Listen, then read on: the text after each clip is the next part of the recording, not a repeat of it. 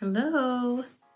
I'm here today with kind of an unplanned video. I just wanted to give an update on what's been going on with the shop Avalon Rose Co. Hi, this is Current Yana here. Just a note, all of this was filmed back in maybe November of 2021. You guys, it's February. I don't know what happened, man. I still wanted to upload this. As we're going throughout this video, just note, it's November of 2021. I haven't had much time whatsoever to dedicate to the shop recently.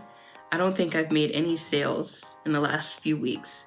The social media accounts are dry. I work full-time as an admissions counselor for a university. We're just getting out of our busy season, so things are finally starting to calm down. So I'm a little bit more mentally and emotionally available than I have been. I haven't had time to sit down and film a video or just really think about the candle business, honestly. I did want to share about the last sale that I made.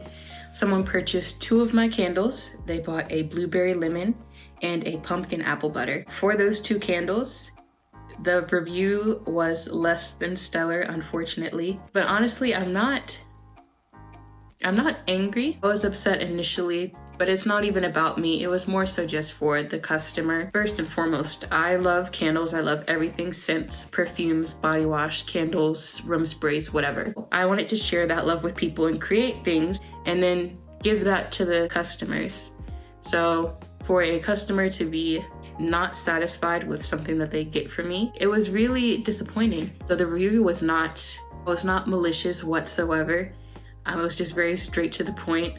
The candles in question, the blueberry lemon and the pumpkin apple butter, the scent throw was just not there. When working with soy wax, it's always a bit tricky to know or to get a good scent throw. Well, I do test all of the wicks and the wax and the fragrance oils that I get before I put them in the shop, but it can get a bit tricky with my distributor. So for my soy wax, I currently get that from Amazon. I have one shop that I get my wax from, but sometimes it could be coming from a different distributor. So that's hard to keep track of. The tricky thing about candles is that you can't test it before you give it to the customer. You can just run a bunch of tests and then hope that the one you give them is exactly like the ones that you tested.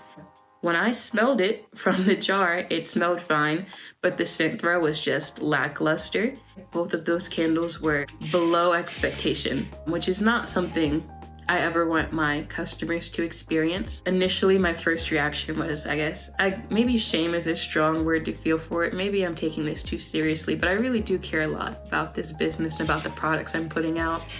So to see that a customer just was not happy about what I did, I felt so much shame and remorse. Sometimes I can even cross the line of ownership and accountability into just being a people pleaser. Honestly, if someone bought a banana scented candle from me and said it smelled too much like bananas, I'd probably give them their money back if they asked for it. I just hate conflict and I hate people being disappointed, and I want to make everybody happy. I immediately reached out to the person who left the review. I wanted to rectify the situation. I offered a full refund just because if a customer is not satisfied with something that they purchased from me, I fully believe they shouldn't have to pay for it. I think it's one thing if the product is clearly advertised, maybe they just overlook something, but in this instance, I wanted to try and rectify it to the best of my ability. I couldn't magically make their candle better, but at least maybe give them their money back and offer a free sample.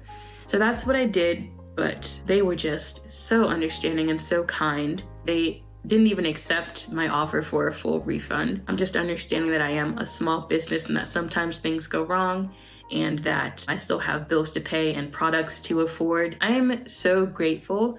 The review could have been a lot worse. The fact that I was just speaking with someone who was so kind and so understanding, even though they were dissatisfied with the product that was not up to standard, was just, I don't know. I felt really blessed in that moment. That was disappointing. That was definitely one of the lows. But to end this on a positive note, I did want to share a high. So one of the high points is that I've just been approved to sell at my local farmers market. Just for the holiday season, my town does something called Mistletoe Market. During the Thanksgiving through Christmas season, they bring in guest vendors to sell during that time. I've never sold at a farmer's market before. I'm trying to figure out like the display of my candles and what everything's going to look like, and then I have no idea how much to make because I have no idea how much I'm going to sell. That's not even something I can really research because every farmer's market is different, and as far as I know, I'm the only candle vendor at this farmer's market.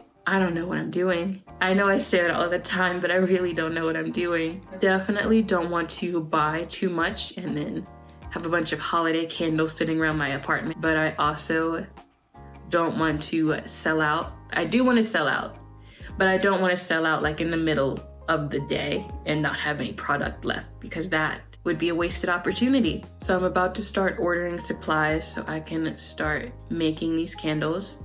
I already have my fragrances that I've tested. I know what I want to be a part of the winter collection. I just haven't had a chance to sit down and actually do that. I haven't even made any winter candles for my Etsy shop yet. I don't want it to be rushed. There's this pressure with the seasons changing just to have new collections of everything. I just did not feel ready to launch a winter collection of candles. But I've been documenting my farmer's market journey so far. I'll definitely be bringing you guys along for the ride to let you guys know how that works out, what I've learned, and what I would do differently and what went well. So about that farmer's market vlog, you guys are most likely never getting that. I have a few miscellaneous clips. Let me know if you want me to throw it together and try to put it in context and upload it, but I had a vision and I did not have the bandwidth or mental capacity to actually execute it, so my bad. But anyway, that is it for this video. I just wanted to share a little bit about how this journey has been going. I like sharing what's going on so that people can learn from me and my mistakes and my stupidity and then also my successes. But I'll see you guys next time. Bye.